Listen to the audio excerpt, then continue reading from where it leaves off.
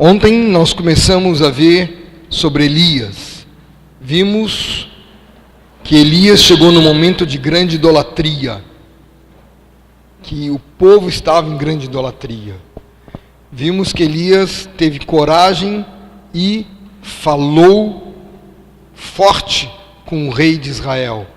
Tão certo como vive o Senhor. Ele deu uma palavra de profecia. Ele profetizou ao rei de Israel, Acabe.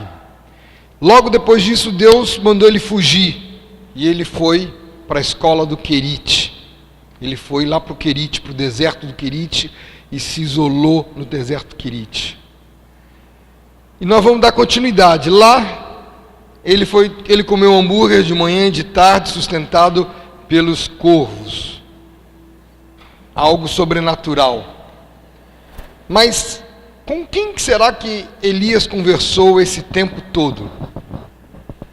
Porque diz que passados muitos dias, essas mosquinhas são simpáticas, né? Elas tratam a gente, elas nos levam para a posição do nada, porque elas ficam na ponta do olho, assim, ou na ponta do nariz. Blá, blá, blá. Eu passar perfume aqui para ver se elas afastam. Aí elas aproximam. Muito simpáticas. Para não matá-las, tem que dar glórias a Deus por tudo, né? Aleluias pelas músicas. Não deixa ninguém dormir, eu não preciso falar alto. Mas ele falava com quem? Com quem que Elias conversava? Com os corvos? Não. Elias provavelmente ficou em silêncio muitos dias. Então tem uma brincadeira para vocês hoje. Ninguém conversa com ninguém até as 2h da tarde. É silêncio absoluto até as 2h da tarde. Ninguém vai falar com ninguém, não vai conversar do lado, já está conversando. Ninguém vai falar com ninguém, para poder a gente conseguir ouvir o Senhor. Se você quiser ficar até domingo, sinta-se livre. Mas não, até as 2h da tarde. Até a hora que a gente avisou, bateu o horário, a gente pode voltar a falar. Vamos almoçar em silêncio. Vamos ter intervalos em silêncio, ficar tudo em silêncio. Cada um com Deus. Cada um com si. Ninguém conversa com ninguém. Amém? Amém? Amém? Vocês estão concordando comigo diante de Deus. Agora está fechado, já deram amém. Está certo que eu saquei na marra, mas deram amém. Volto a dizer, não vou pôr fiscais, apesar que eu estou de olho. Não vamos ter fiscais, mas vamos deixar que a consciência de cada um nos fale. Pai querido, obrigado por estarmos juntos, obrigado por essa galera, obrigado pelo teu carinho, tua bondade, tua misericórdia, obrigado pela tua palavra, Senhor. Obrigado porque podemos nos debruçar sobre ela e aprender com ela. Mostra-nos, revela-nos, ajuda-nos em ouvir a tua voz nesta manhã, te peço em nome de Jesus. Eu queria voltar à leitura do versículo 6, do primeiro livro de Reis. Reis 17, 6. Vamos continuar a leitura que nós paramos ontem. Eu gostaria que vocês tentassem focar como devemos ler a palavra. Repito a vocês, a palavra tem que ser lida como está escrita, e comparada palavra com palavra. Eu não posso achar, mas eu pensava que era isso, aquilo, outro. Eu tenho que sempre comparar palavra com palavra. E se por acaso você tem dúvida, vai alguém e compartilha. Eu sempre tenho dúvida.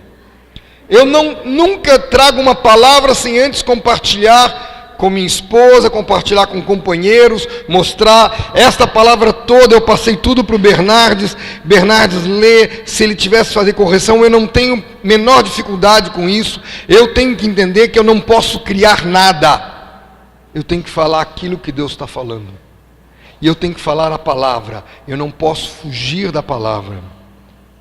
Versículo 6, aliás, não custa nada, vamos ver desde o versículo 1, para a gente entrar na sintonia. Só não vou parar, eu vou só ler direto. Então Elias, o tesbita dos moradores de Gileade, disse a Acabe: tão certo como vive o Senhor, Deus de Israel, perante a face perante cuja face estou, nem orvalho nem chuva haverá nestes anos, segundo a minha palavra. Eu disse que eu não ia comentar, mas não aguento. Perante a face eu estou. Você está diante de Deus? Você tem cultivado a presença de Deus? Você está andando de braços dados com o Senhor? Você já percebeu que se você está na presença de outros, você não peca com facilidade? E se você cultivar a presença de Cristo do teu lado, você tão pouco vai pecar, porque Ele está ali. Como é que eu vou olhar com intenção impura para uma garota, se eu estou com Jesus do meu lado? Como é que eu vou manusear o meu corpo na presença de Jesus? Versículo 2. Veio-lhe a palavra do Senhor dizendo: retira-te daqui para o lado oriental e esconde-te junto à torrente do Querite, fronteira do Jordão. Beberás da torrente, e ordenei aos corvos que ali te sustentem. Foi, pois, e fez segundo a palavra do Senhor. Retirou-se e habitou junto à torrente do Querite, fronteira do Jordão. Os corvos lhe traziam pela manhã pão e carne, como também pão e carne ao anoitecer, e bebia da torrente. Mas, passado dias, a torrente secou, porque não chovia sobre a terra.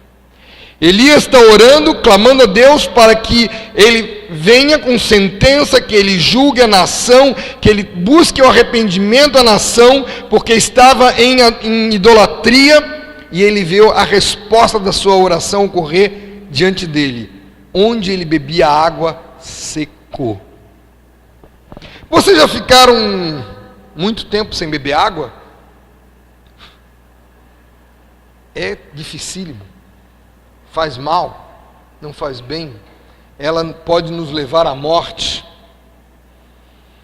Será que o Senhor não sabe disso? Sim, o Senhor sabe disso. E o que vem no versículo 8? O Senhor vira e diz para ele: dispõe-te, vai para Sarepta, que pertence a Sidom, e demora-te ali, onde ordenei uma mulher viúva que te dê comida. Ele ordenou corvos e agora ele ordena uma mulher viúva. Mas vamos entender, porque nós saímos agora da escola do Querite.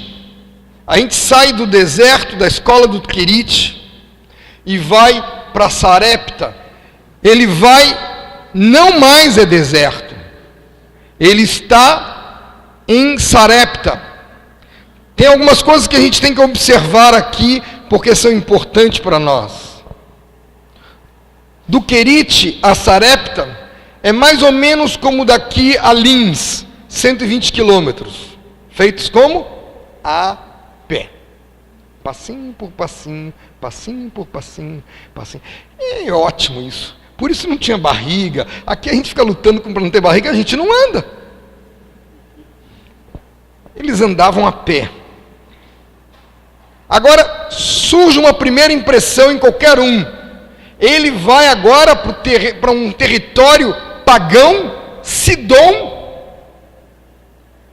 A rainha Jezabel é nascida em Sidom, e ele vai para a terra da rainha Jezabel, a terra dessa mulher louca, dessa rainha má. Outra impressão: Deus, uma mulher vai me sustentar? Ah, mas a questão de feminismo não é uma questão de feminismo. É uma viúva. Não seria ele que teria que sustentar uma viúva? São territórios, a mosquinha resolveu ficar.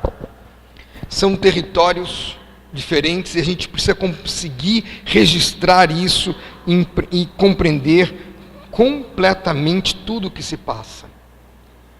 Ele diz: te ordenei uma viúva que te dê comida.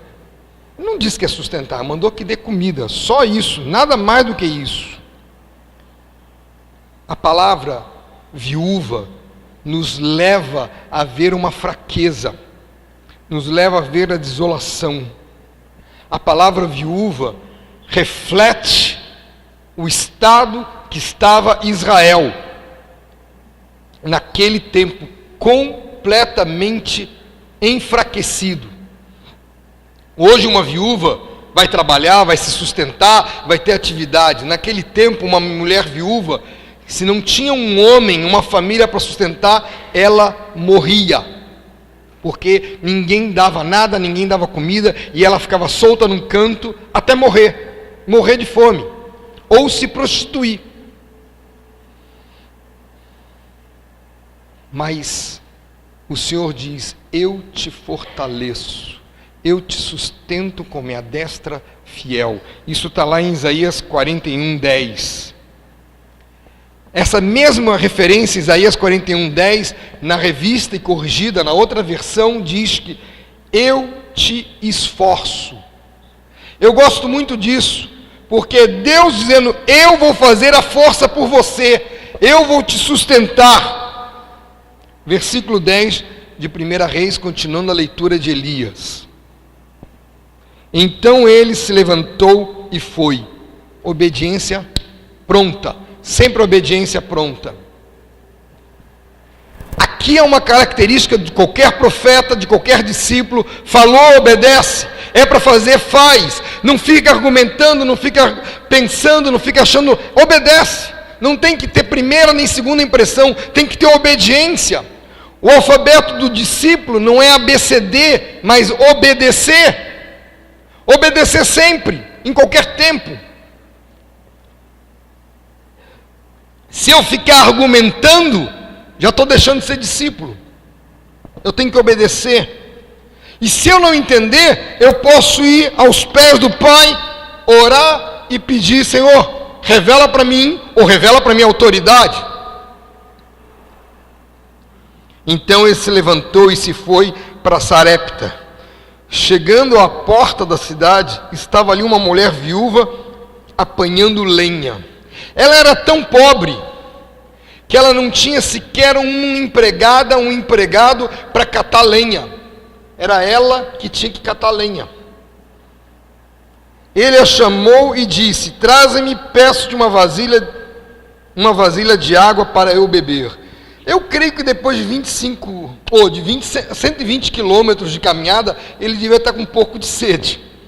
A água dele já tinha esgotado. Ele devia estar roxo de sede, sei lá, roxo não, porque se ele ficasse roxo, ele já estava morrendo. Estava com muita sede. E ele pede uma água, mas isso não é só pedir uma água. É testar o coração daquela viúva.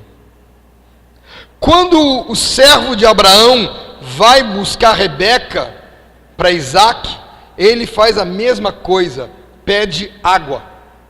Pedir água é o pedido mais simples que alguém pode fazer a outra pessoa. Estou com sede, me vê água. Pedi água, me trouxeram 1 litro de água. Está ótimo. É um pedido normal, um pedido simples. Mas ele vai e pede água para ver como ela iria reagir, como ela iria fazer, o que ela iria fazer com aquilo.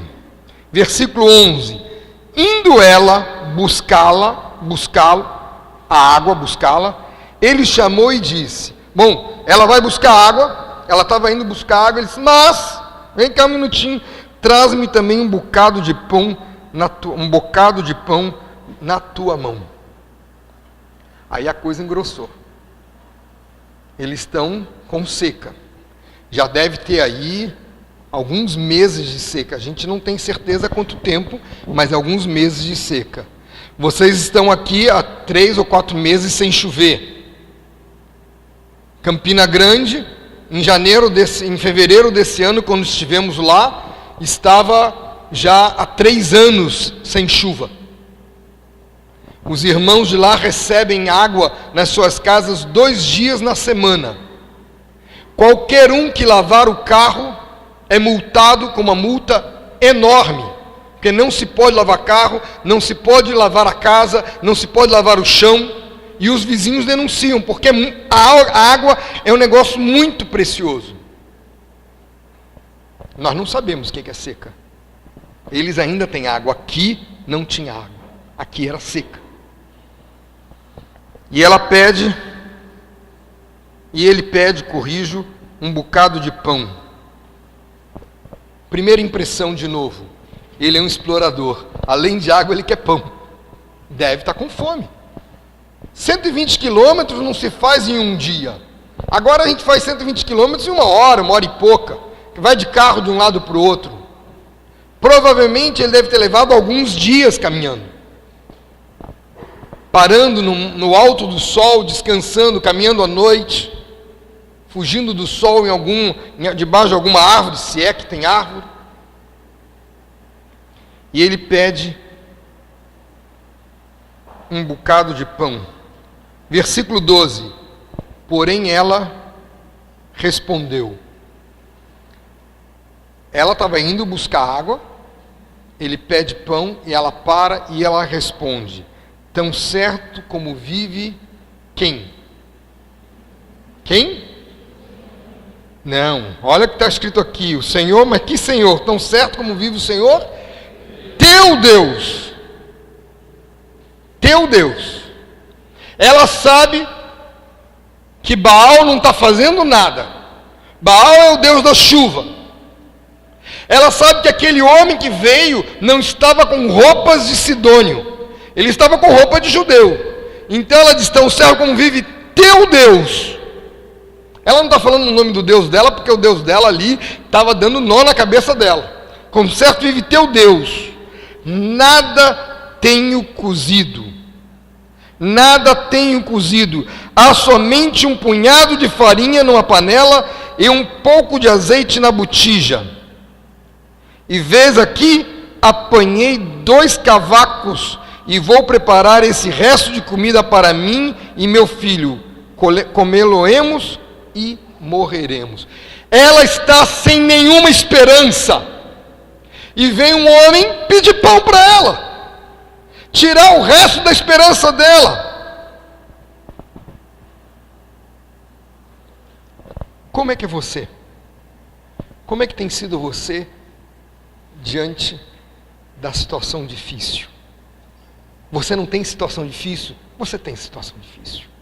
Todos nós temos. Não importa a idade, todos nós temos uma situação difícil, cada um no seu nível. Como é que é você diante da situação realmente difícil?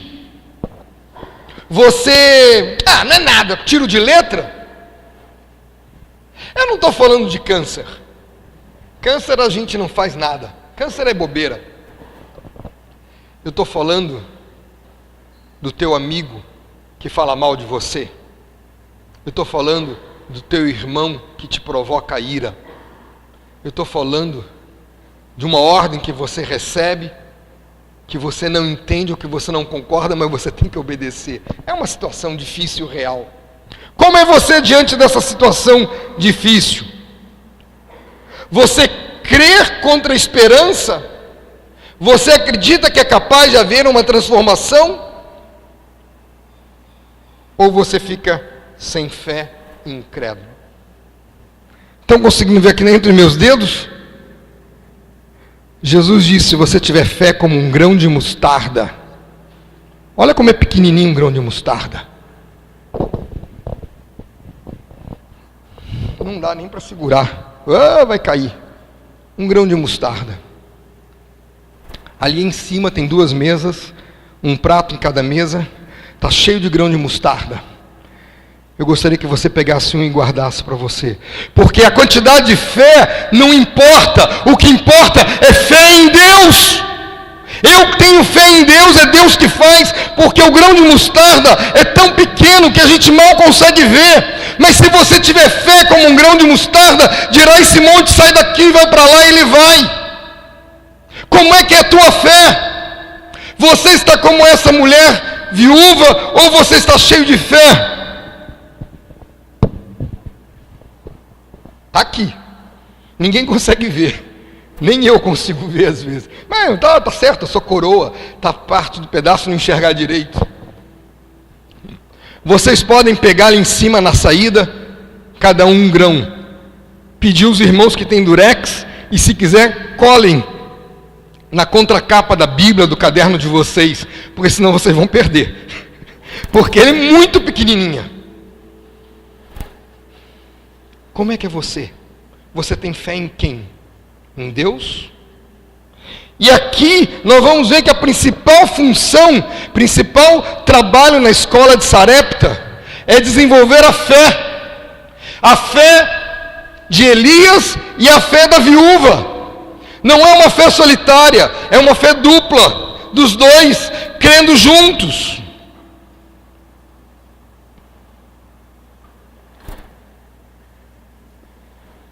Diego leu aqui, falou sobre João 13, verso 1, não foi isso, Diego? E me chama muito a atenção, porque esse texto, Jesus diz, tendo amado os seus, amou-os até o fim. A minha fé tem que ser até o fim. Quanto mais aproxima-se a volta de Cristo, quanto mais o inimigo quer roubar de nós a fé, quanto mais a idolatria quer roubar de nós a fé, quanto mais a atividade quer roubar de nós a fé em Deus, e começa a dizer, você não tem fé suficiente, eu tenho uma fé pequenininha. Não é quantidade de fé, repito, é fé. E o interessante é que até a palavra em português é pequena, comparado então com coragem, comparado com coragem, até a fé é pequenininha. Não é quantidade, é em quem eu tenho fé. Versículo 13. Elias lhe disse, não temas. Essa expressão não temas, ela se repete mais ou menos 360 vezes na Bíblia. Será que tem alguma correlato com 360? Será que a gente não precisa ler 360 vezes no ano, não temas? Não temas! Crê somente! Não temas! E quando eu recebo uma ordem que eu não entendo, eu simplesmente tenho que dizer, não temas, Sérgio, não temas. Não temas, vai e faze o que disseste, mas primeiro, lá vem de novo a primeira impressão, parece que é egoísta, ele só pensa nele. Não, é Deus aqui, Deus está testando a fé dele, Deus está testando a fé da viúva.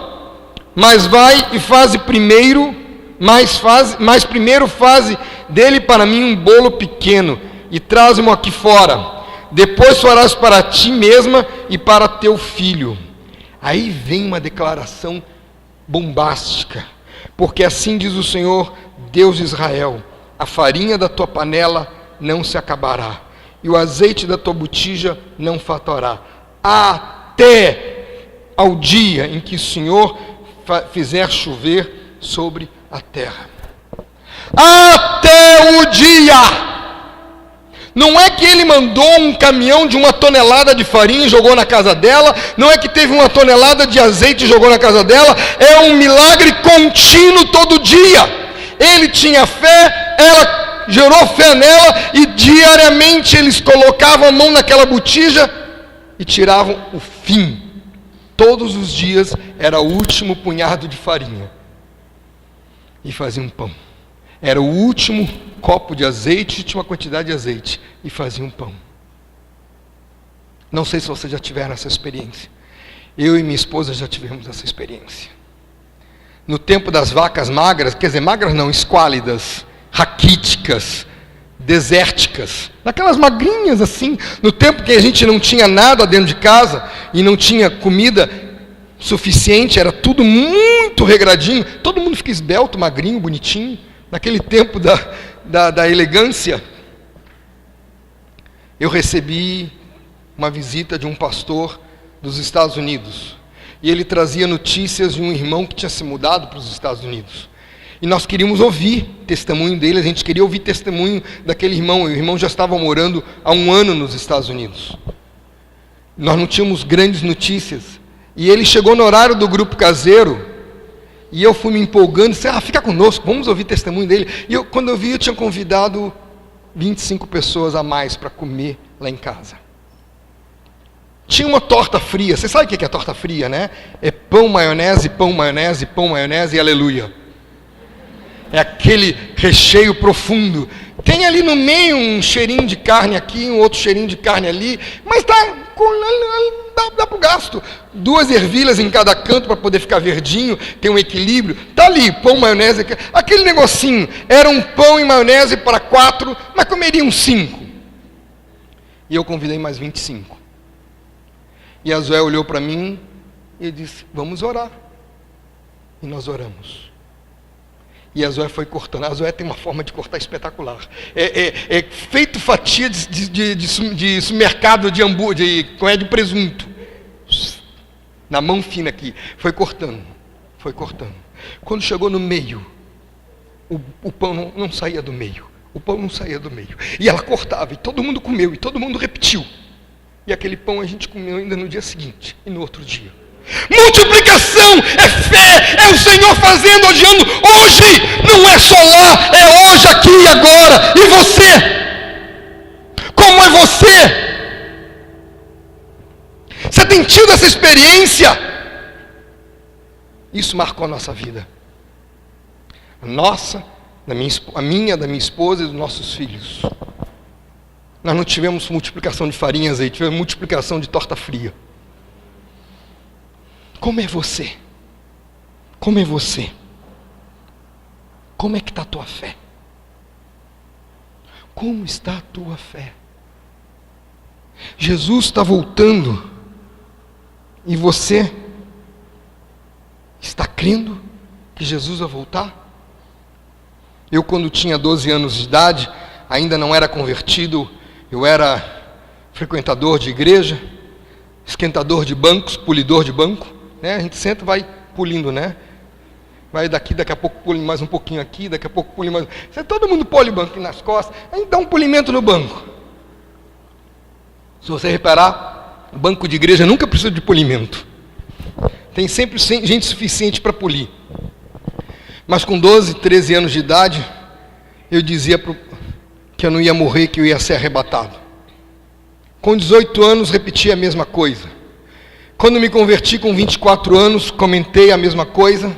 A gente conversando como é que cada um imagina que vai morrer, quando pensa que vai morrer, aquela conversa boba.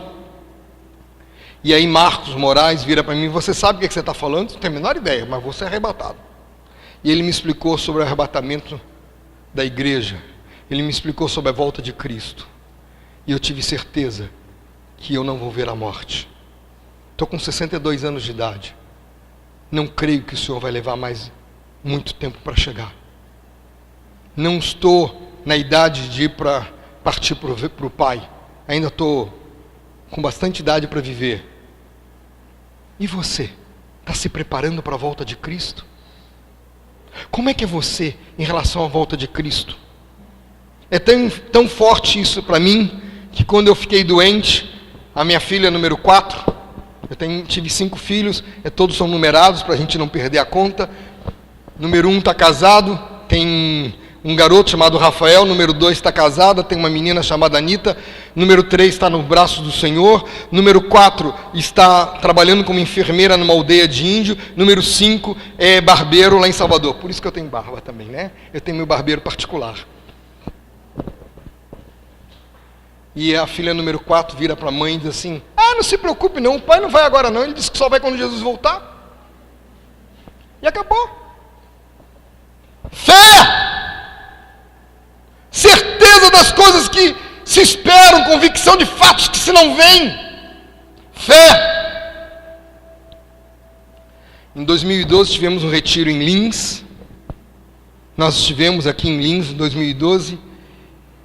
E a minha filha número 2 gosta de viajar, servir na obra em diversos lugares. Ela já esteve na África 2 vezes, já esteve na Colômbia, já esteve na Escócia com a igreja.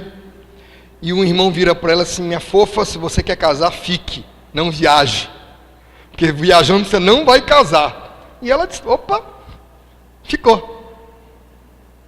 E ela tinha uma palavra do Senhor para ela. E aqui em Lins, a palavra do Senhor se confirmou. E o garoto também, né? E ele só ficou sabendo depois que ele que trouxe a palavra confirmadora para ela, era ele mesmo. Ele não sabia, ele disse para ela uma coisa e era ele mesmo. Fé, certeza de fatos que se esperam, convicção, não, certeza que as coisas que não se veem e fatos que se esperam. Eu não vejo as loucuras que vão ocorrer. Eu não entendo, mas o Senhor disse que vai ocorrer. E uma das coisas que me garante que o Senhor ainda não chegou, mas está chegando, é quando escurecer tudo, sol, luas, estrelas, tudo se apagar. Aí eu sei que o Senhor voltou. Mas vão muitos querer enganar muitos, se possível. Como é que está a tua fé? Versículo 15. Essa é uma mulher incrédula. É uma mulher que não conhecia o Deus de Israel. E o que ela fez? Foi ela e fez segundo a palavra de Elias. Pronta obediência! Fidelidade de Deus, mas obediência é igual a milagres. Você obedece, o Senhor é sempre fiel, você vai ver milagres, milagres constantes na tua vida. Milagre constante. Quando nós nos mudamos para a casa que a gente mora, e hoje Carlinhos estava me contando a experiência deles, e me veio à memória a minha experiência também. Nós morávamos num apartamento, sabe, apartamento, aqueles apartamentos apertados. Um apartamento gostoso, simpático, mas 2 filhos elétricos num apartamento não dá. Eu sou o mais calmo da minha casa, né? Dizem, né? Mas imagina uma casa pequena, com 4 se batendo. Então a gente queria ir para uma casa maior. E nós começamos a orar. Depois de 6 meses orando, Deus vira e diz assim: Salvador está cheio de casas e apartamentos. Sejam específicos, como vocês querem a casa e o apartamento de vocês. E a gente sentou e fez um acerto. A Zoé não queria armários na casa. Eu queria uma garagem. Eu tinha que pôr meu carro numa garagem. Podia ter pedido 2, né? Mas eu pedi uma garagem, veio uma garagem. Tudo que ocorreu. A gente queria uma casa perto da rua principal, mas sem barulho nenhum. Eu acordo todo dia com os pássaros cantando. Nós estamos a 1 quadra da rua principal, 2 quadras da rua principal para cima e 2 quadras da rua principal para baixo, aproximadamente, porque em Salvador nada é quadra, nada é quadrado, é tudo torto. Então não existe, mas é mais ou menos isso, porque a gente está por ali. Moramos numa casa cheia de árvores. Mas eu saí, eu estava procurando, nós procuramos muitas casas, passamos 6 meses olhando, vendo, e eu tinha uma planilha, uma tabela das casas todas, eu anotava o que eu queria, o que eu não queria, dava nota para cada detalhe, eu estava procurando. Quando a gente começou a orar, aquela planilha foi posta de lado e pusemos uma outra coisa. Quando Deus falou para ser específico, a gente começou a colocar só oração. E um dia eu me perdi no bairro que eu moro hoje. Eu não sabia andar no bairro que eu morava 8 quilômetros de distância daquele bairro, totalmente diferente. E eu passando na rua vi uma placa: vende-se esta casa. Bom, estou perdido, não sei para onde eu vou, já atrasei todo o horário, encostei o carro, toquei a campainha e entrei na casa. Na hora que eu ponho os pés no primeiro quarto, o sonho que eu tinha tido para começar a orar pela casa veio como visão: este é o teu quarto, esse é o quarto do teu filho, quarto da tua filha, me pede que eu te dou. E eu tinha certeza que tinha chegado à minha casa. E virei para o dono da casa assim: onde eu estou, como eu saio e como eu volto. Ele assim: como assim? Você não tem a menor ideia onde eu estou, me perdi, caí aqui por acaso. E ele me explicou como sair e voltar. Fui em casa, peguei a Zoé, voltei para ela ver comigo a casa, gostamos da casa, demos sinal da casa, compramos a casa. E aí eu chamei 3 homens preciosos, vamos aproveitar os 3 que estão aqui. 2 pastores, tem 3 pastores, mas vamos dizer que são 2 pastores e um corretor de imóveis. Todos irmãos preciosos. E levei para ver minha casa. Os 3 deram uma seguinte resposta para mim: perde o sinal, mas essa casa não presta. É horrível. E eu saí, tonto.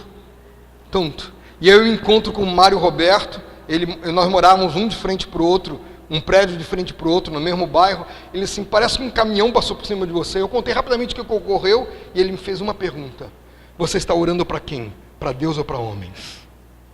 Não temas! Restaurou na mesma hora a minha fé. Eu disse: compro a casa. Mas teve 2 homens que disseram: não compre, 2 pastores. Mas Deus disse: compra. 6 meses depois que eu já estava morando na casa, passou uma tromba d'água por cima da nossa casa e arriou o telhado todo. E nós tivemos goteiras em todos os cantos da casa. Foi uma graça, foi um momento fantástico. Você já imaginou ir para o banheiro de guarda-chuva aberto? Porque você não queria ser acordado com chuva caindo em cima de você. Às vezes tinha que cozinhar com guarda-chuva. E o fogão mudava de posição, as camas mudavam de posição. A gente ia rodando tudo, porque chovia em toda a casa, chovia. Salvador, quando começa a chover, chove de março, abril até novembro. E foi uma graça. Para tomar banho, não precisa não, já está tomando banho, já está de boa. O único lugar que não chovia era no quarto dos filhos. Glória a Deus. Mesmo assim, eles tiveram 2 pneumonias e 2 broncopneumonias alternadamente. Ou seja, foram 8 meses de hospital. Uma glória, ó, que coisa simpática. É aquilo que você tem que dizer: aleluia, aleluia, aleluia, aleluia. Você briga para sair o aleluia, e você diz: fiz calar e sossegar a minha alma, e você vai louvar naturalmente, naturalmente. Mas no meio dessa confusão toda, um dos pastores foi lá em casa dizer: eu quero pedir perdão para você. Você tem a melhor casa de todos nós. E o que você faz? O idiota aqui, o bobão aqui, você é mentiroso, né? Puxa vida, quase apanhei. Eu nunca apanhei tão pesado. Você está dizendo que? Está dizendo que eu sou... Pum. Ele tirou todo o faqueiro e começou a brincar de esfaquear. Mas Deus faz isso. Deus faz conosco essa brincadeira. Nos leva a depender dEle em tudo. E hoje nós temos uma casa espetacular, um presente de Deus. Sempre foi presente de Deus. Não é porque telhado arriou, não é porque chuva caiu que deixou de ser presente de Deus. A casa foi orada, foi pedida, foi clamada a Deus, e Deus respondeu. Houve fé e houve coragem para tomar uma decisão. Houve uma coragem para tomar uma decisão. Não ficou simplesmente: quem sabe, pode ser. Repito o versículo 15. Foi ela fez segundo a palavra de Elias. Assim comeram ele, ela e a sua casa muitos dias. A gente não faz ideia quantos tinham ali naquela casa. Talvez ela tivesse mais uma funcionária, talvez ela tivesse mais um escravo, sei lá, a gente não tem a menor ideia. Versículo 16. Da panela a farinha não se acabou, e da botija o azeite não faltou, segundo a palavra do Senhor, por intermédio de Elias. Você tem profetizado assim sobre o teu irmão? Você já parou aqui, olhou para o outro e disse assim: eu tenho uma palavra para dar para você? Quantas palavras você tem abençoado o teu companheiro, teu amigo, teu irmão? Eu sou uma criança. Não! Ninguém é criança, porque o Espírito Santo está sobre todo mundo igualmente. Quanto você tem profetizado sobre teu irmão? Quanto você tem profetizado sobre teu pai, sobre teu colega de trabalho, sobre teu colega de escola? Trazer à existência as coisas que não existem. Não é porque você é jovem que você não vai profetizar e não pode profetizar. Jesus tinha 12 anos de idade, estava na presença dos doutores, conversando por 3 dias. Uau, 3 dias.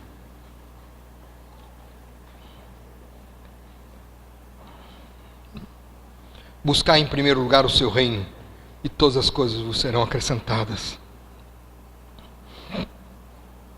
Nada falta aos que temem aos que confiam no Senhor. O Salmo 23, nós conhecemos bem. O Senhor é meu pastor. Como que diz? Agora, como é que diz no original?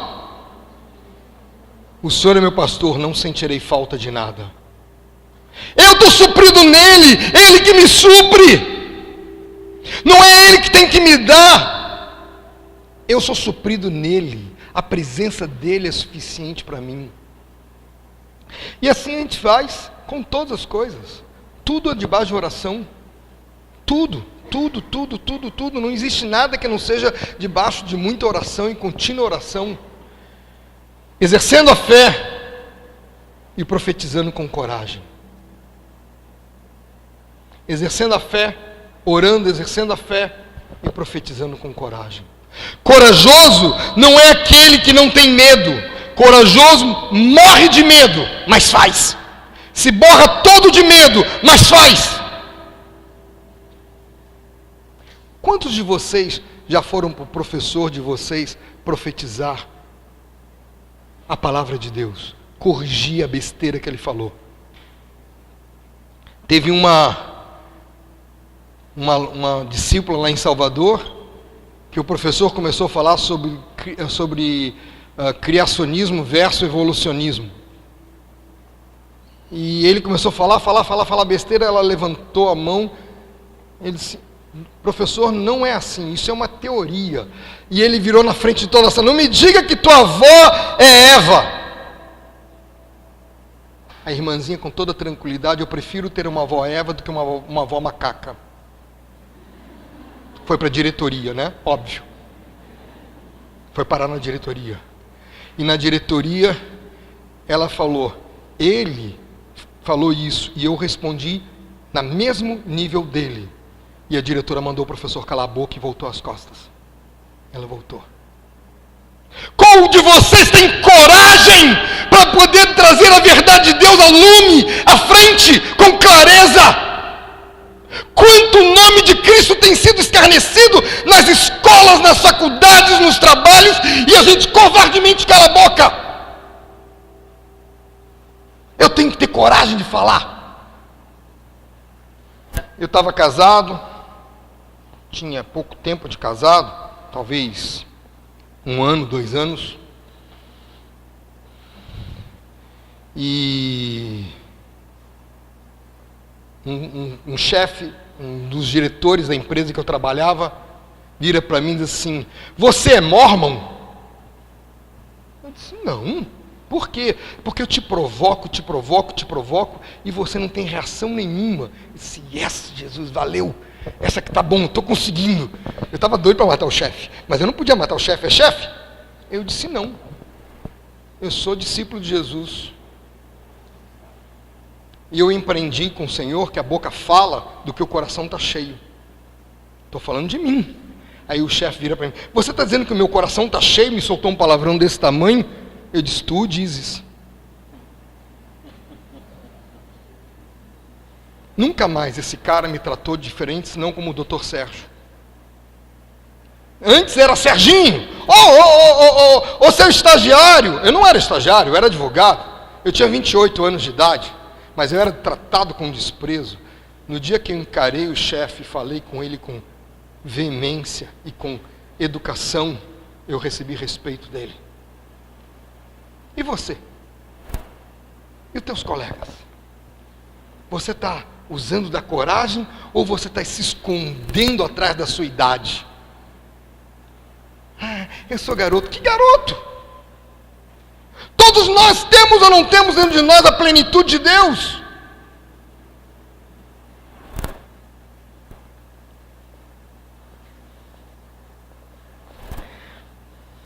A farinha e o azeite vão nos remeter ao grão de trigo caindo em terra. Se não morrer, fica só, mas se morrer, produz muito fruto. O azeite é o Espírito Santo. Que interessante essas figuras. Multiplicou o quê? A palavra e o Espírito.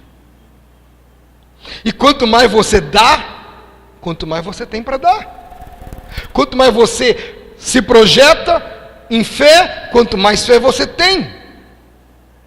Quanto mais você se acovarda, quanto mais você perde. Você não tem.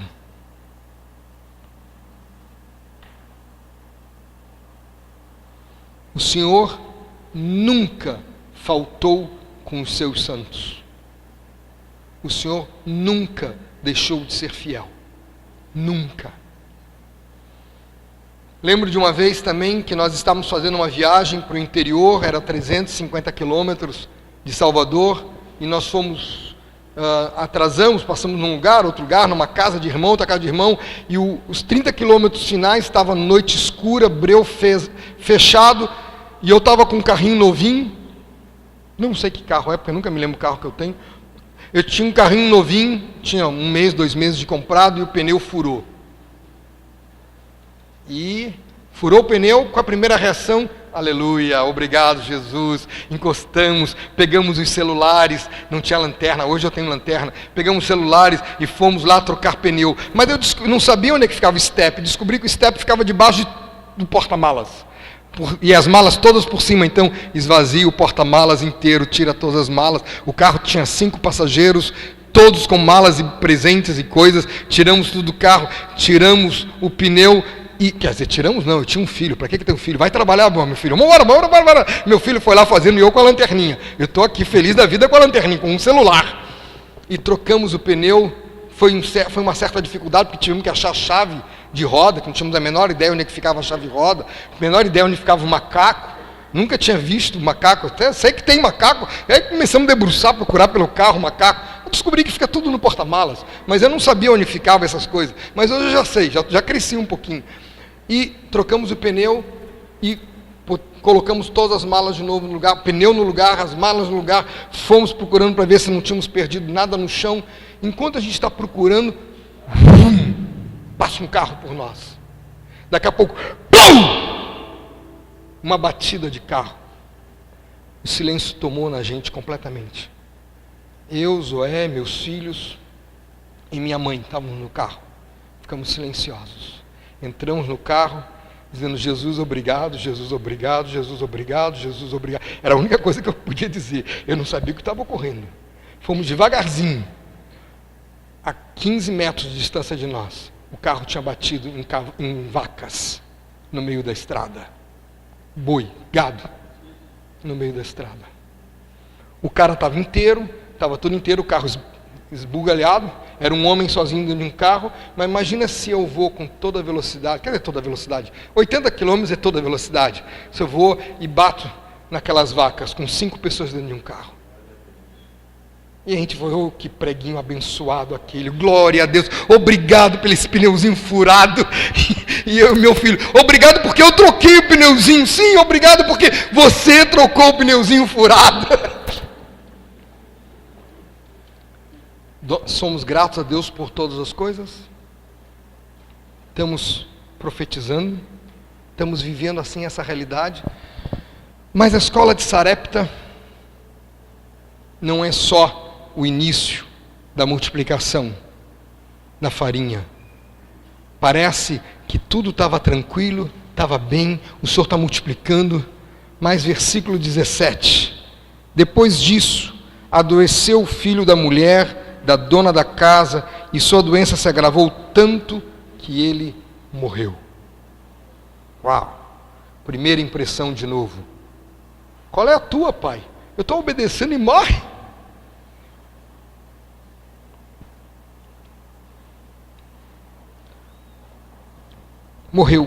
Morreu. É a impressão que dá que a doença foi toda muito rápida. Foi muito rápido, não deu tempo de pedir para o profeta: ora para que ele cure. Quando ela foi ver, o garoto está morto.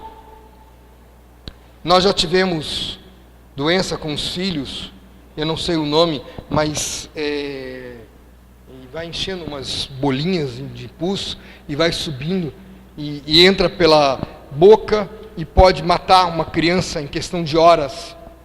E nós pegamos o filho e tivemos que ir para o hospital. Ele devia ter 3 anos de idade. E lá tiveram que dar com um remédio forte, um antibiótico forte, uma bezetacina. Escarlatina. O negócio é galopante, a rapidez com que sobe. Começou, Elisinha, tem bichinho, tá me mordendo, e foi subindo, e já quando a gente chegou no hospital, já estava ocupando o rosto, o pescoço, e depois a gente leu que aquilo entra por dentro da boca e leva à morte. E a gente foi orando, foi clamando a Deus, e chegou lá, foi medicado. Mas a outra experiência, também simpática, tudo que é experiência simpática, toda experiência são experiência de Deus. Eu acabei de mudar para essa casa que eu falei para vocês, era dia 20 de dezembro, e eu fui para fazer compra num shopping, comprar coisas que faltavam para casa. Eu estava dentro das lojas Americanas, eu acho que vocês conhecem lojas Americanas, são filas insuportáveis, gente que não acaba mais, é aquela alegria que você tem que puxar, e eu estou na fila com um carrinho cheio de coisinhas que precisava para casa, daqui a pouco eu começo... Eu não tenho asma. E eu começo a ficar arfando, com uma dificuldade enorme de respirar. Estava com a irmã da Zoé comigo, fazendo compras. A Zoé estava em casa com as crianças. E eu comecei... Aquela angústia para poder respirar, enorme. Faltava 5 pessoas para chegar ao caixa. Eu disse para minha cunhada, vambora. E eu fui... E fui dirigindo o carro, era 5 minutos da minha casa. Quando eu chego em casa, a Zoé está descendo as escadas com nossa filhota número 2, Nicole, roxinha, ela tinha tomado tinta com querosene. Na hora que eu vi a Nicole, puf, minha respiração voltou ao normal, instantaneamente. Eu entendi. Entramos no carro e fomos embora para o hospital. Eu errei o caminho. Fui parar 15 minutos depois do hospital. E orando. Ela tinha 1 ano e 3 meses. Orando. Senhor, essa criança é tua. Aí voltamos os 15 minutos e chegamos no hospital. O hospital estava a 10 minutos da minha casa, eu fui 15 minutos de erro para lá, mais 15 para cá. Vocês já imaginam o tempo. Essa altura o tempo é uma eternidade, não passa. É loucura. E a garota cada vez mais roxinha. Chegamos no hospital, o hospital já tinha sido informado, já estava todo pronto, a equipe médica pegou a criança, e a gente foi junto, pusemos a criança na maca, ela estava desmaiada, e eu estava segurando a criança, e eu estou orando, estou nem preocupado com médico, enfermeiro, não quero nem saber quem está na minha frente, eu estou na frente do meu pai, eu estou falando com o meu pai, eu estou clamando ao meu pai, e de repente me dou conta, eu não renunciei a essa menina para você, paizinho, me perdoe, eu renuncio a minha filha para você, se você quiser levar a minha filha, você leva, mas o inimigo não toca nela não. E essa garota que estava desmaiadinha, levantou a cabeça, passou a mão no nariz, arrancou os tubos todos do nariz de uma vez só, não deu tempo da gente segurar, que ela foi muito rápida, e vomitou. Tinta com querosene, tinha comido um biscoito, veio tudo verde, era tinta verde de grade. E eu, aleluia, dei um berro, que eu acho que o hospital, eu não quero saber, o hospital todo, eu sou escandaloso mesmo. Aleluia, Deus é bom! E a médica vira para nós assim, paizinho, eu vejo que vocês são religiosos. Logo religioso, doutora? Você não tem uma outra palavra? Discípulo é melhor do que religioso. Foi a única coisa que eu pensei. E ela disse, ora para que tua filha não tenha gastrite e tenha pneumonia. Você não quer nenhum nem outro. Papai, vai ter. Ou uma coisa ou outra. Boca de gamela. Você tinha que falar alguma coisa. Então nós começamos a orar. Ela mandou orar porque tivesse pneumonia e não gastrite. E ela, um dia depois, 24 horas depois, nós estávamos no hospital com pneumonia aspirativa. Tinha queimado 1/3 de um pulmão. Com o querosene do remédio.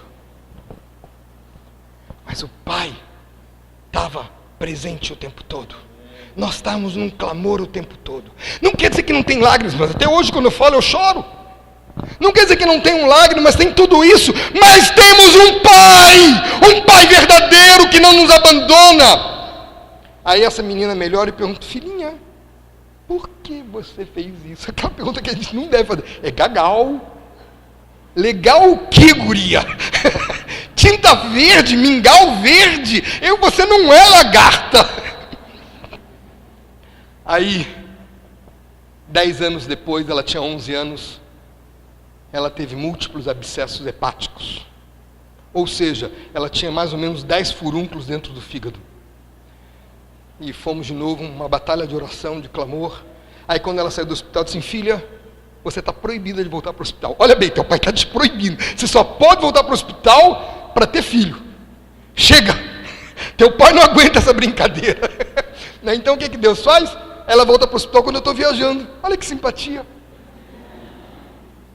Ela teve uma inflamação urinária, sei lá eu o que, dos rins, uma inflamação dos rins, e eu estava entrando num retiro de jovens no Rio Amazonas, e longe de tudo, e eu disse: mas pai, logo aqui como eu estou aqui. Aí o pai me lembrou: mas você pediu que ela não entrasse no hospital com você presente? Olha a tua boca, o que você fala. Como é que é a tua fé? Como é que é a tua oração? Como é que é teu clamor? Meus filhos pediam assim: pai, eu quero um skate. Você já orou? Ah, mas pai, você pega o dinheiro, assina um cheque. É muito fácil para um filho dizer: assina um cheque, eu quero um skate. Sem chance, vai orar. Aí ele orou. Tinha 6 anos, 7 anos, orou para um skate. Aí a tia chegou e deu um skate desse tamanho. E ele olhou: eu quero um skate de homem. Agradece. Não, meu pai, não foi isso que eu pedi para Jesus. Óbvio, na frente da tia, né? Lógico, que simpatia. Meu filhinho, eu vou te matar, filhinho. Você ficar com aquele negócio, eu vou te esgoelar. Agradece. Mas por que eu vou agradecer se não foi isso que eu pedi para Jesus? Porque você ganhou. Só por causa disso. Tá bom, tia, obrigado. Mas eu posso continuar pedindo? Pode. Ganhou um skate do tamanho dele. O skate tinha a altura dele. Aí ele foi, sentou, pôs o pé no skate, primeiro caminho, paf, no chão. Não, pode chorar não. Você quer skate de homem, tem que ser como homem. Sem choro, engole esse choro, sem chance, vamos embora. Quem quer skate vai cair, vai, levanta e caia. Sabe o que eu estou ensinando? Fé, coragem e oração. Fé, coragem e oração. Mas o menino morreu. O menino não ficou doente. O filho da viúva morreu. Versículo 18. Então Elias disse a ela. Então disse ela a Elias, desculpe. Então ela disse para Elias: que fiz eu, ó homem de Deus? Que fiz eu? Você acha que ela falou delicado com ele? Você acha que ela falou assim de boa?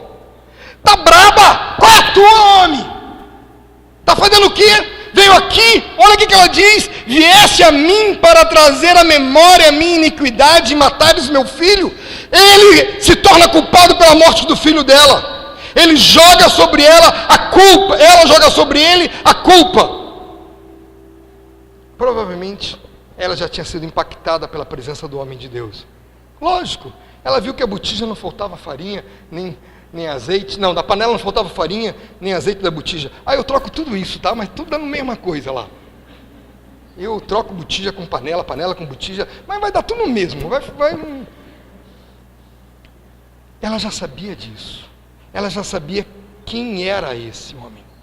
Logo de início, ela falou: teu Deus. Agora ela diz: ó homem de Deus. Ela sabe que aquele é um homem de Deus, mas ela lança sobre ele a culpa. Trazeres à memória a minha iniquidade. Ela era adoradora de Baal, porque todos eram adoradores de Baal ali. E ela está desesperada. O filho dela morreu. Mas ela já tinha dito que eles iam morrer. Não tinham nada para comer, mas não importa. Ela lança a indignação sobre ela. Ela lança a indignação sobre ele. O incrédulo vira e diz, com maior tranquilidade: não sei o que fiz para merecer isso. O discípulo: eu tenho um pai que cuida de mim. O incrédulo, qualquer coisa foi mérito dele. O discípulo, tudo é mérito do Pai. O incrédulo vira e diz: eu não sou pior do que os outros. O discípulo: diz: eu sou uma porcaria, eu não presto, eu sou inútil. O incrédulo pergunta: por que eu tenho que sofrer essa calamidade? O discípulo vira assim: o que eu posso aprender com essa calamidade? O que você é? Eu sei que você é discípulo, mas você tem agido como discípulo?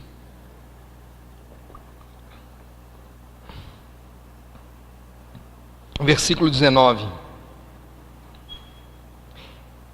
Ele lhe disse: dá-me teu filho.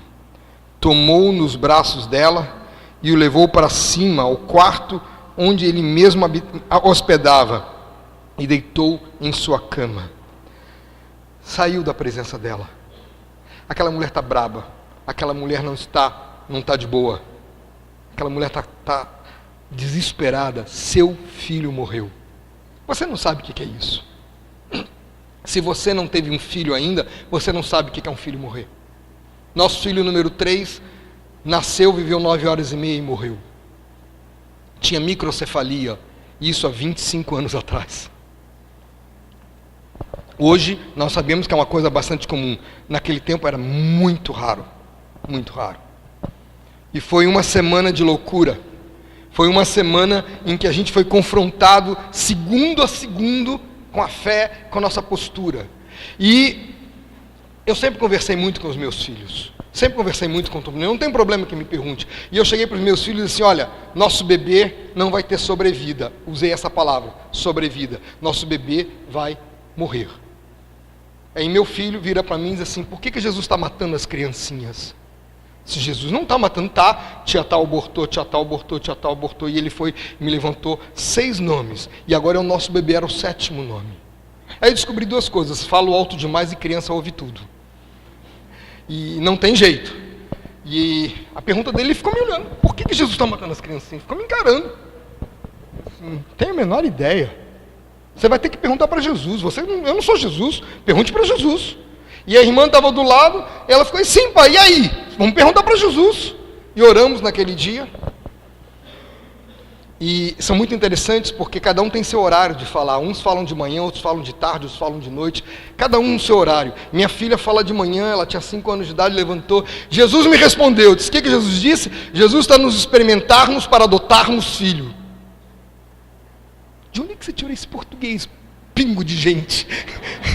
Oh, pouca sombra, de onde é que saiu esse português todo? Porque Deus já tinha falado isso no meu coração naquela noite. Já tinha falado a mesma coisa para o coração da Zoé naquela noite.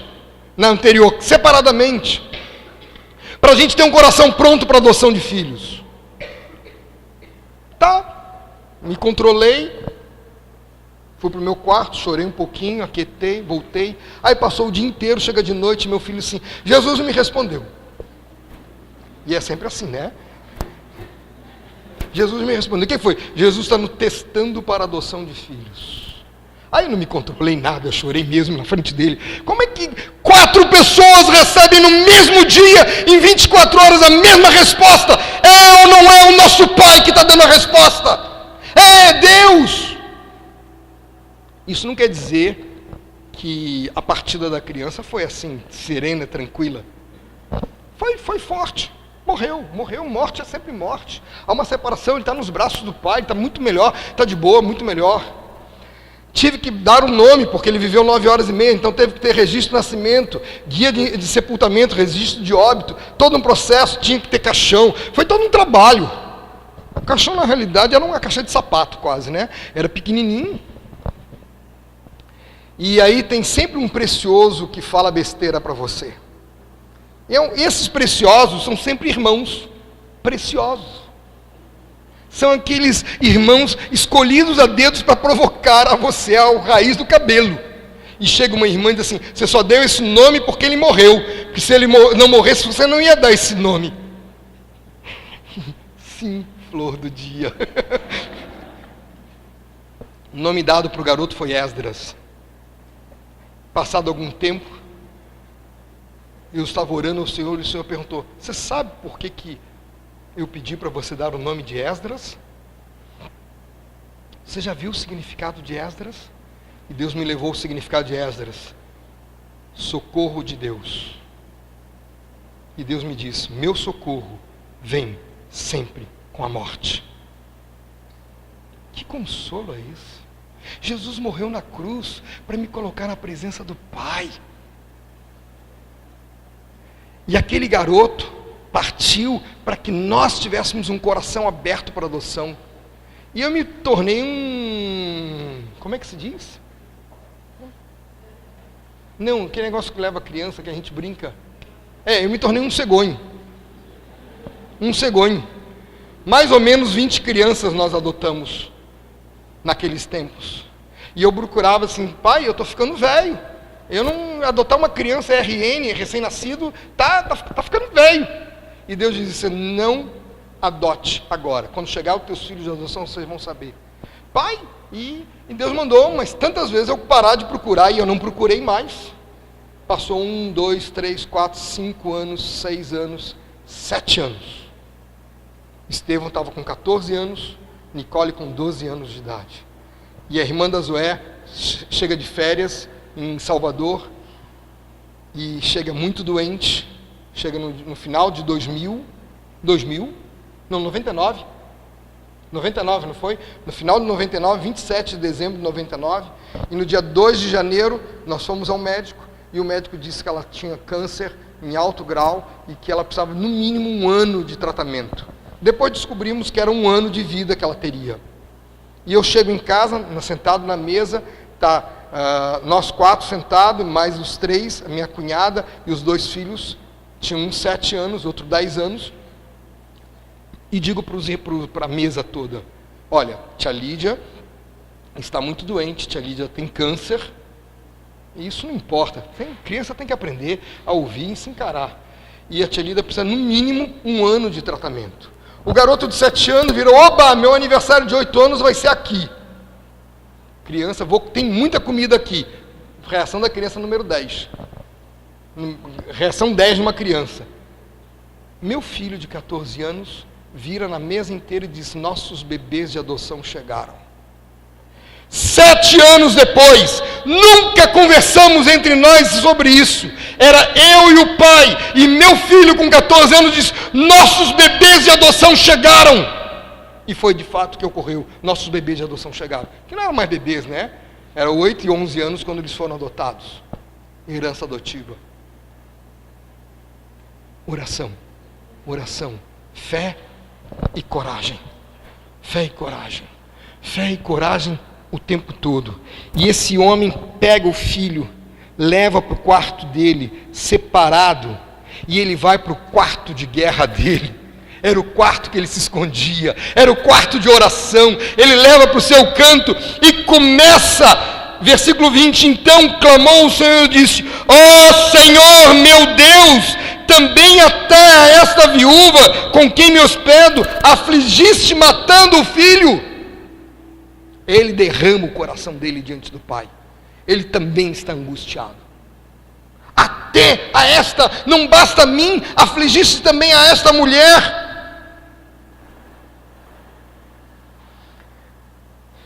Clamou, clamou, clamou. Como é que é você? Você tem clamado a Deus? Você já clamou por alguma prova? Eu já, muitas. Jesus me refresca minha memória que eu estou 0 à esquerda. Aí eu aprendi que eu tenho que dormir. Se eu não dormir, eu apago tudo da minha mente. Mas se eu dormindo, eu tenho tudo memorizado. Nomes, tudo. Minha memória, Deus me deu um presente que é ter uma memória divertida, legal, que eu pego rápido as coisas, de memória. Mas eu tenho que ler, tenho que estudar. Mas você já clamou por uma prova? Não estou falando para clamar por uma prova daquela que você não quis estudar, não fez nada e pediu: Deus, faz um milagre. O teu milagre vai ser receber o 0 bem dado. E ainda tem que rir e apanhar depois. Se vocês nunca apanharam por tirar um 0, é uma pena de vocês. Porque eu levei uma surra uma vez porque eu tirei... as minhas notas de sala de aula quando eu tinha mais ou menos 14 anos de idade. Foi em matemática, né? Meu problema sempre foi a dona matemática. Para mim, matemática era bater máquina. Mas como não adiantava isso, eu sou bom datilógrafo, mas não somava 1 mais 1. E eu cheguei em matemática e tive 2, 2, 3, 2. Eram 8 provas por ano, naquela época. 2, 2, 3, 2. Aí minha mãe viu minhas notas. Eu fiquei uma semana sem sentar. Porque a surra foi de lascar. E minha mãe foi sempre muito legal. Minha mãe nunca bateu com raiva. Ela marcava a hora para dar surra. Às 3 horas da tarde, no meu quarto, você vai levar a tua surra. E ela ia dormir e você ficava 12:05, 12:10, 12:15. E era uma tortura fantástica. Mas a mãe não tinha raiva. Ela tinha acalmado. Ela provavelmente ia orar, fazer alguma coisa. E a minha nota seguinte foi qual? 8, 6 e 10. Depois nunca tirei outra nota senão 10. Foi uma surra só. Uma surra bem dada, bem organizada. E tanto foi quando... bem programada pelo pai. Não tem problema com surra. Surra todos nós merecemos. Tanto quanto quando eu me formei no 2º grau, eu tinha uma nota vermelha. E na faculdade me formei com média 9. Eu fui o 2º aluno em formatura. E tem que estudar, essa é a nossa função. Temos que glorificar o nome de Deus fazendo bem feito o que a gente faz. Mas você já clamou por uma nota? Eu já, clamei por muitas. Muito, Senhor, me ajuda, refresca a minha memória. Aqui nós vemos Elias demonstrando intimidade com Deus. Ó Senhor, meu Deus. Reconhecendo a fonte da calamidade. Não foi por acaso que a criança morreu, foi Deus que afligiu aquela mulher. O que Deus está querendo com isso? Não foi por acaso que minha filha tomou tinta com querosene, foi Deus que deixou. Não foi por acaso que teve múltiplos abscessos hepáticos, foi Deus que permitiu. Deus está nos levando aqui ao coração um tratamento. Essa menina, quando saiu do hospital, 15 dias depois estava sendo batizada, porque a experiência de 27 dias de hospital, ou 21 dias, 28 dias, sei lá, foi uma eternidade. Eu engordei que fiquei uma bolinha, porque não fazia comida. Eu e meu filho íamos comer no McDonald's, no Bob's todos os dias. Era muito mais fácil comer um hambúrguer do que ter que fazer um hambúrguer. E sabe por quê? Você come um mês inteiro hambúrguer, você já é velhinho, você vai ficando bom. Eles foram batizados no primeiro Acuípe que a gente teve. Tinha 11 anos e 13 anos de idade. Mas isso leva a fé, leva a crescer, leva a depender de Deus. Mas a liberdade que Elias tem com Deus faz ele contestar a severidade da aflição, matando-lhe a criança. Ele está perguntando, mas ele orou.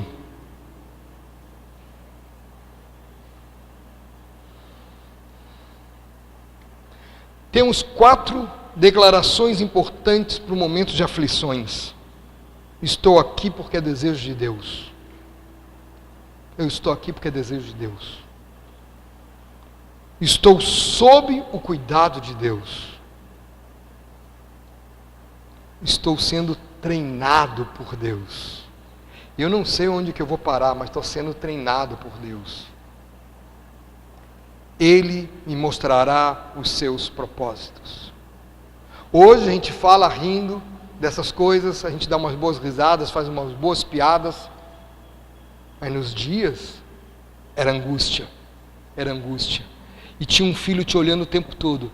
Pai, minha irmã vai morrer? Pai, minha irmã vai morrer? Essa questão dos múltiplos abscessos hepáticos, os 2 se converteram logo depois. Foi uma conversão. Mas eu chegava na reunião da igreja e a primeira coisa que eu fazia era louvar a Deus. Louvar a Deus, louvar a Deus. E veio uma irmã braba comigo. Uma irmã braba. Eu não te entendo. Tua filha está no hospital há tantos dias e você está aqui cantando louvores a Deus? Aí eu virei para ela. Eu não te entendo. Você está aqui tranquila, na boa e não louva a Deus? Ela assim, o que você quer falar com isso? Porque eu não tenho que louvar a Deus, não porque o que Ele faz, mas pelo que Ele é. Tem um cântico que fala sobre isso, que é espetacular. Um negão e uma negona cantando, que é um show. Um show. Se eu soubesse cantar, até que cantaria, porque é muito legal aquele cântico. Se Deus quiser, se Deus fizer, Ele é Deus. Se não fizer, Ele é Deus. Não sei mais nada, só sei essas 2 primeiras linhas. Por isso que não adianta. E depois eu vou inventando letra, vou criando, eu não tenho a menor ideia. Se não está escrito do meu lado, eu mudo a letra que tiver. Não tem, desde que ela tenha coerência, segue adiante. Versículo 21. Estendendo-se 3 vezes sobre o menino, clamou e disse: ó Senhor meu Deus. O que ele clamou? Meu Deus é Senhor. O nome dele, Elias. Ó Senhor meu Deus, rogo-te que faças a alma deste menino tornar a entrar nele. Quantas vezes ele orou assim?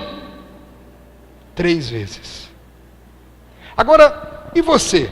Ora quantas vezes? Já orei uma vez, Deus não respondeu, vou embora?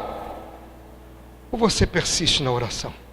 Ele não só orava, como ele se lançava sobre o menino. Quantos exemplos de ressurreição Elias tinha? Você sabe me dizer qual foi a primeira ressurreição que houve na Bíblia? Essa que está ocorrendo agora. Elias nunca tinha ouvido falar em ressurreição. Ele não tinha testemunho disso. Ele tinha liberdade diante do Pai. Ó Senhor meu Deus, faz tornar a alma a este menino.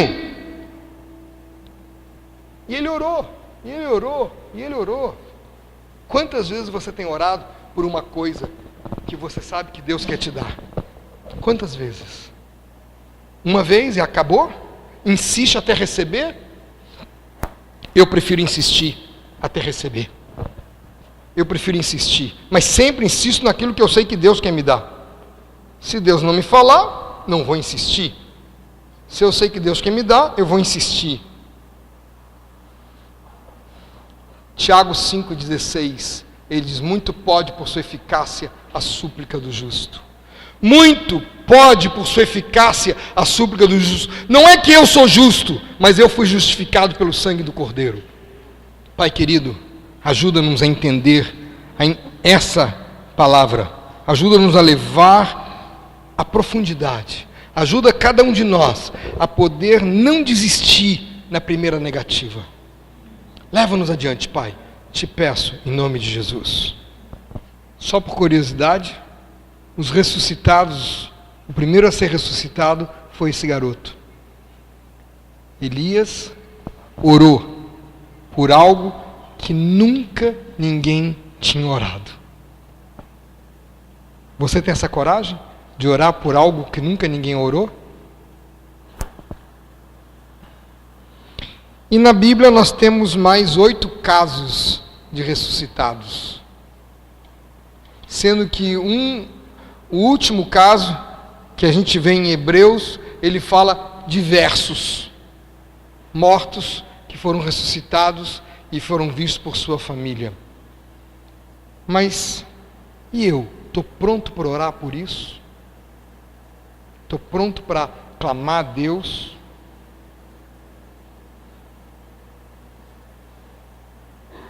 Versículo 22. O Senhor atendeu a voz de Elias, e a alma do menino tornou a entrar nele, e reviveu. Elias tomou o menino e o trouxe do quarto à casa, e o deu à sua mãe, e disse: vê, teu filho vive. Olha só, vê, está vivo, está de boa, tranquilo. Eu acho um barato. Eu fico imaginando, eu estaria assim, oba, ele ressuscitou, eu não teria essa calma toda, não, né? Eu já estaria, não sei, eu acho que eu estaria pulando, eu era capaz da criança morrer de cair na minha mão, descer as escadas.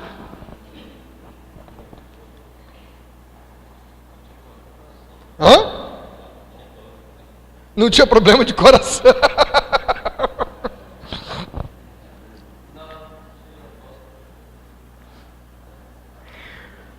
Como deve o profeta ter se alegrado? Como o profeta se alegrou? Gente, vocês já oraram por uma coisa e viram aquela resposta? Como isso faz bem para a gente, como nos alegra. Gente, você orou e o Pai te respondeu, o Senhor te deu aquilo que você pediu. E muito mais gostoso quando você pede por conversão. Nossa, não tem nem tamanho. Você começa a lutar, e a pessoa vem. A pessoa se converte. Versículo 24. Então a mulher disse a Elias: nisto conheço agora que tu és homem de Deus. Uau! Ele já fez a farinha multiplicar, o azeite multiplicar. E agora, ela diz, agora eu te conheço que você é homem de Deus. Qual é a tua, mulher? Estou aqui há tanto tempo. Estou aqui trazendo fé, te sustentando com a minha fé. E você vai dizer agora. Mas ela não para por aí, ela continua.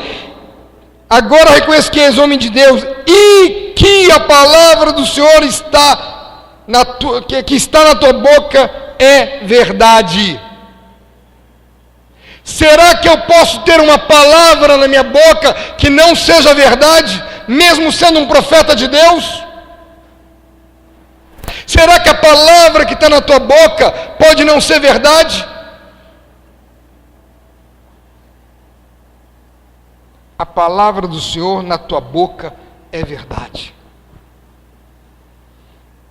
Como você tem feito? Você tem se debruçado e lido a palavra? Deglutido a palavra, se derramado sobre a palavra. Tem uma jovem em Salvador que ela foi fazer faculdade de Direito. Todos que me conhecem sabem quando alguém chega para mim assim, vou fazer faculdade de Direito, a minha reação é sempre a mesma, meus pêsames. Não tem outra. Meus pêsames. Não é que você não possa fazer Direito, mas a maioria dos homens, dos meninos, das meninas que eu conheço, que escolhem fazer Direito, estão fazendo Direito porque querem fazer um concurso público e querem ter uma vida folgada. São folgados. Eu acho que a nossa escolha profissional não pode ser pela folga. Nossa escolha profissional tem que ser o que Deus quer para mim. Pai, o que você quer para mim? Eu fiz faculdade de Direito, mas eu não era convertido. Tenho quase certeza que se eu tivesse me convertido com 14, 15 anos, eu teria feito medicina, que é uma paixão. Mas, glória a Deus. Eu fiz faculdade de Direito porque eu queria ser diplomata. E na época que eu fiz faculdade, diplomata só podia ser economista ou advogado. Economia não era o meu caso, nem por decreto, então só sobrou Direito. Meu pai era advogado, uma santa influência doméstica, né? Aquele, vamos, faz o Direito. Era o único da casa que fez Direito. Mas hoje, se eu tivesse me convertido, eu não teria escolhido Direito, eu teria orado primeiro. Poderia até fazer Direito se Deus tivesse dito, faça faculdade de Direito. Em todo o Brasil em que eu passeio com essa galera, com vocês, com os garotos, eu só conheço até hoje um único garoto e uma única menina que disseram para mim, eu estou fazendo faculdade de Direito porque Deus me falou isso, e está aqui, está tudo anotado. Aliás, eu conheço muitos que só querem folga, mas nós não fomos chamados para folga. Se você quer folga, lembre-se que teu lugar é cruz. E cruz não é folga. Ah, se a cruz não está doendo, então você não tomou a cruz, meu filho. Porque cruz dói. Sempre.